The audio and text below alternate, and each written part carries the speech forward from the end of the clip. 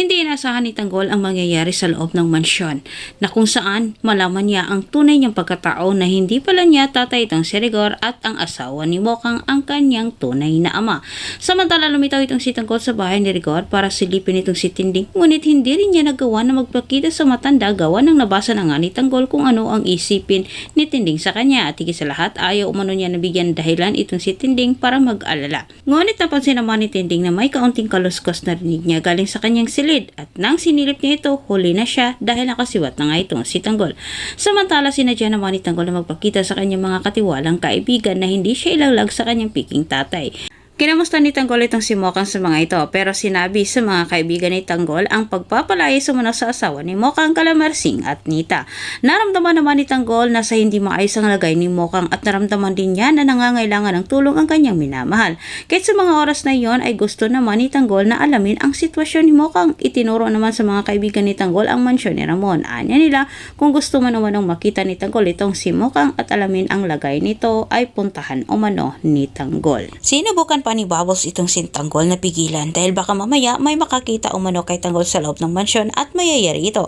Ngunit ayaw magpaawat ni Tanggol, buo ang kanyang loob na pasukin ang mansyon para malaman umano ang totoong sitwasyon ni Mokang. Mag-isang inakyat ni Tanggol ang bako ng mansyon at pinasok niya, sinilip niya ang bawat silid. Ngunit si Olga naman ang nakasalubong ni Tanggol. Parehong nagulat ang dalawa pero mas lalo na itong si Olga at natataranta sa gagawin ni Olga para ilayo itong si Tanggol kay Ramon. Hinanap ni Tanggol itong si Mokang kay Olga pero sinabi naman ni Olga na sa mabuting kalagayan umano itong si Mokang at nangako siya kay Tanggol na siya umano ang gagawa ng paraan para mabawi ni Tanggol itong si Mokang. Pero itong si Tanggol ay hindi naniniwala sa mga sinasabi ni Olga sa kanya sapagkat batid niya na may tinatago itong si Olga. Kahit nagkunwari itong si Tanggol na sinunod niya itong si Olga at pilit niyang hinanap itong si Mokang sa loob ng mansyon. Habang si Severino naman at Ramon ay nakalabas din sa mansyon dahil din sa sumbong ng isang bantay. Sinumbong nito na may nakapasok umano ng isang binata at nasa loob ito ng mansyon at hinahanap nila Ramon. Habang hinahanap naman ni Tanggol itong si Mokang ay nakatawag pansin din sa kanya ang isang silid. Narinig ni Tanggol ang iyak ng isang babae at nabosesan din niya itong si Mokang. Kahit agad niyang nilapitan ang pinto at tinawag ang pangalan ni Mokang. Nagulat din itong si Mokang pero alam niya na ito si Tanggol kaya agad siyang humingi ng tulong.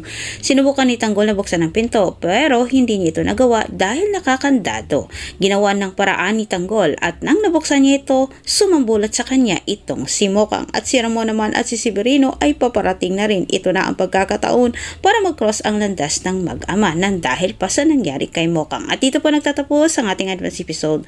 Huwag mo kalimutang mag-subscribe dito sa aking channel para sa maraming karagdagang update pa po natin. Muli maraming salamat and God bless.